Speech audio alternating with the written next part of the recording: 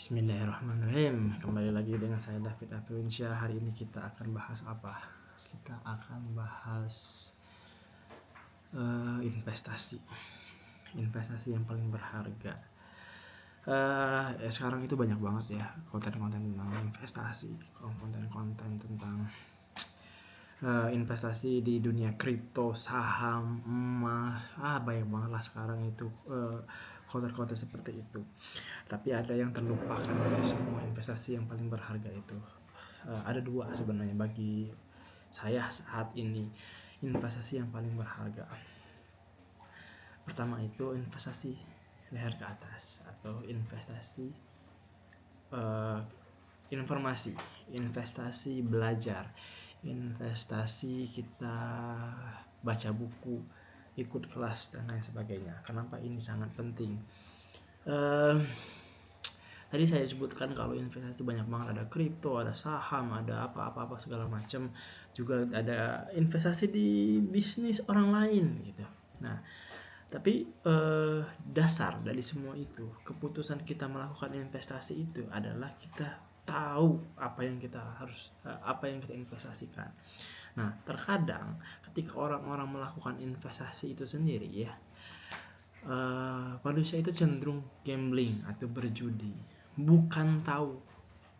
Kenapa saya langsung menjudge ini adalah judi atau apa segala macam gitu? Karena kebanyakan orang itu seperti itu, emang sangat berjudi. Bahkan apalagi kalau ngomongin investasi di kripto, di saham, banyak orang-orang itu nggak benar-benar paham apa sih yang mereka investasikan, apa sih yang mereka lakukan. Yang mereka tahu cuman di sosial media ini naik 1000%, naik 10 kali lipat, naik 40 kali lipat, ikut meme coin kayak gitu, atau saham, ini sahamnya bagus banget, ternyata saham gorengan. Akhirnya tuh jatuh tuh, rugi lah di situ. Nah, kerugian ini itu pada dasarnya adalah karena ketidaktahuan atau kebodohan. Nah, untuk menjadikan kita tidak tahu atau tidak jadi bodoh, ya itu kita harus belajar. Nah, makanya kalau saya dari ya alhamdulillahnya dari dulu sampai sekarang selalu belajar. Jadi itu di perusahaan saya bahkan semua orang yang ada di karyawan itu tuh wajib untuk belajar setiap hari dan melaporkan apa yang mereka pelajari setiap hari itu di grup yang kami sediakan. Kenapa ini sangat penting? Karena gini, saya biasa belajar, saya biasa baca buku, nontonin podcast orang-orang bener, bukan influencer gadungan lah. Baca buku, ikut kelas gitu. Nah, semakin tinggi nih saya nih taunya, ada yang namanya kutukan pengetahuan. Apa itu kutukan pengetahuan? Kutukan pengetahuan itu adalah kita tidak pernah tahu lagi rasanya ketika sebelum kita tahu gitu ya. Waktu kita tidak tahu kalau berenang itu gampang, berenang itu tidak menenggelamkan, kita takut untuk melakukannya. Nah, pas kita udah nyebur dan jago berenang, kita menganggap orang-orang yang baru belajar berenang itu harusnya tahu kalau berenang itu tidak menenggelamkan, asal tidak panik gitu.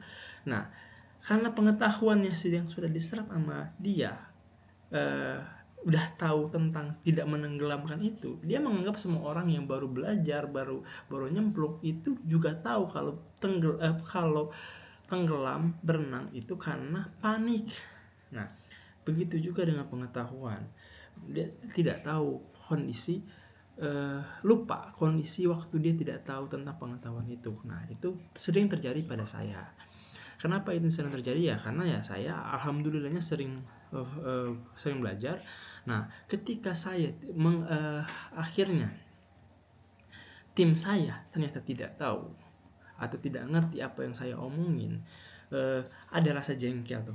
Kok gini aja nggak bisa sih? Kok ini aja nggak tahu sih? Padahal kan ini gampang banget, tinggal dia cari di Google. Bahkan sekarang tinggal cari di ChatGPT dan lain-lain. Nah itu kan apa ya? Jadi bikin kesal lah. Makanya buat menyetarakan ilmu pengetahuan yang saya tahu, saya akan mewajibkan semua orang yang masuk di Tufan dan Tubita dan perusahaan-perusahaan saya yang lainnya adalah untuk belajar terus menerus, belajar membaca, khususnya ini membaca ya.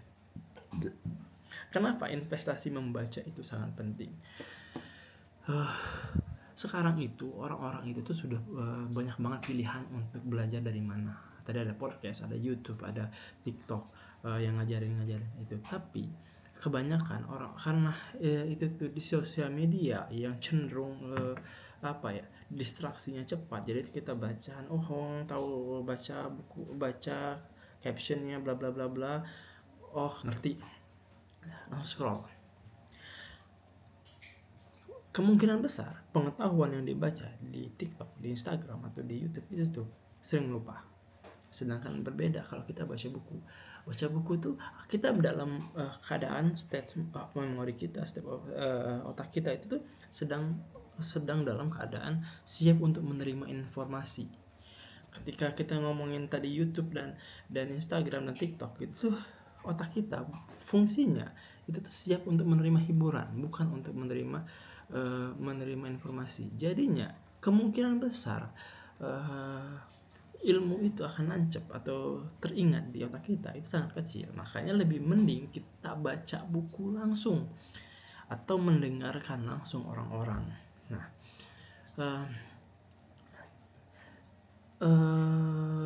investasi di otak leher ke atas itu tuh sering banget orang-orang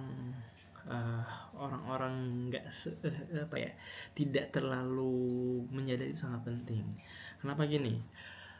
Kemungkinan besar setelah kita lulus kuliah terus kerja, kemungkinan besar kita untuk belajar lagi itu tuh hanya mungkin 1%.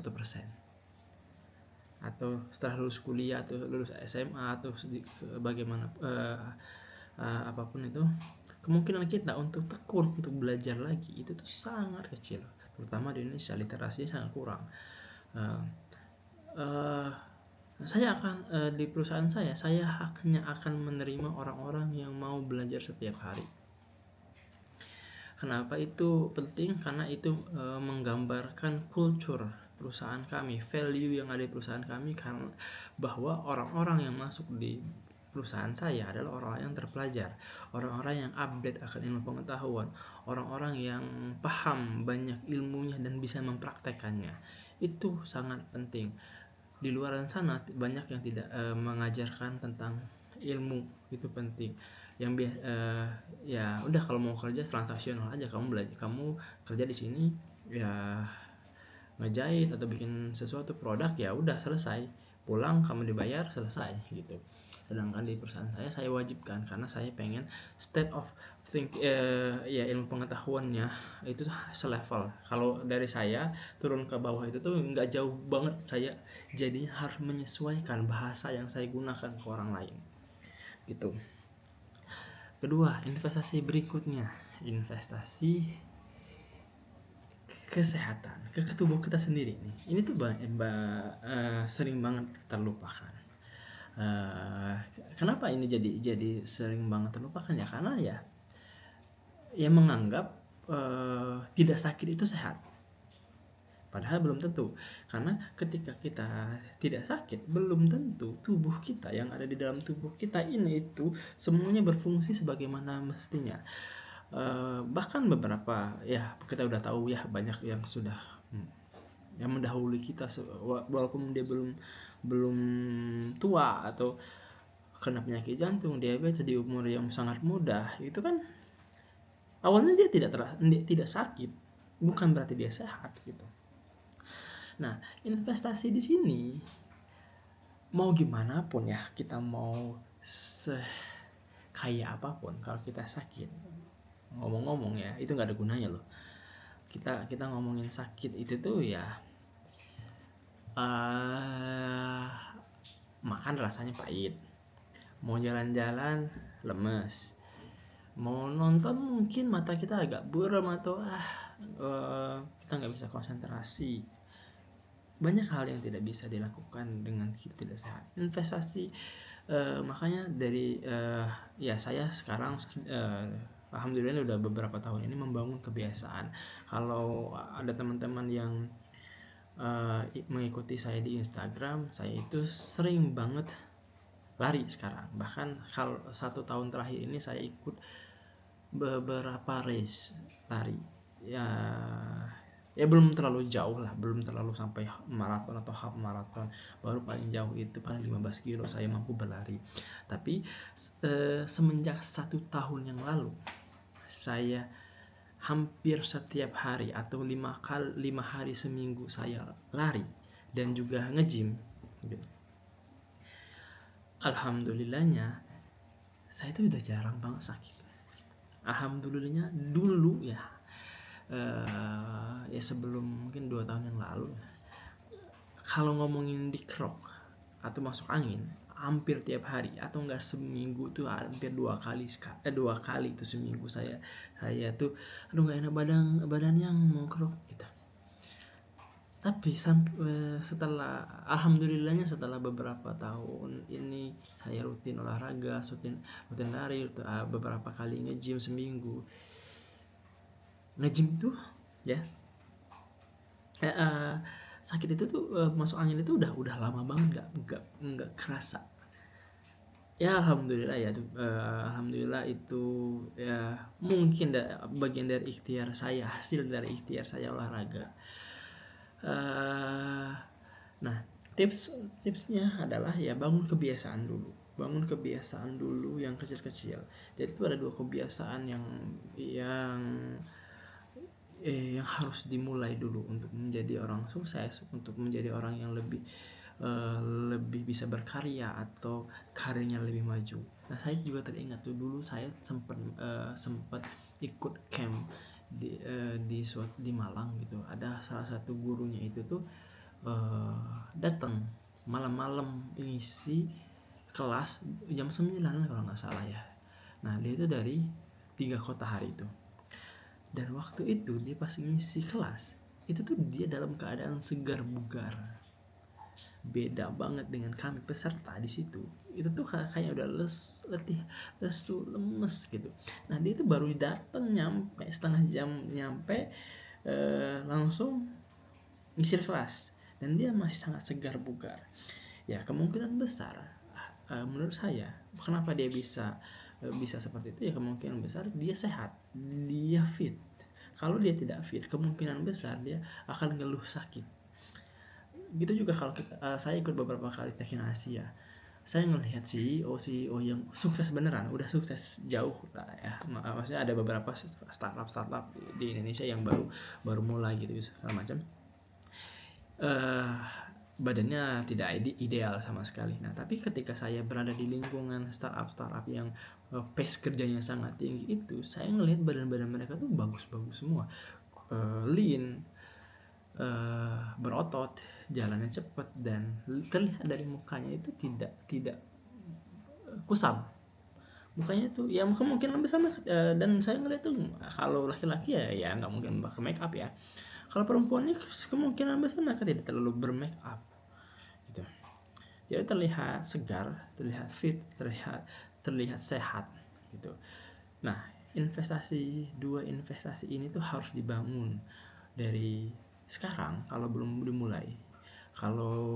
Tapi jangan ditunda sampai nanti kenapa ya itu tuh ya ketika tua nantilah baru berasa sakit ini sakit itu dan lain segala macam. Tipsnya adalah setiap hari bangun coba lari 10 menit.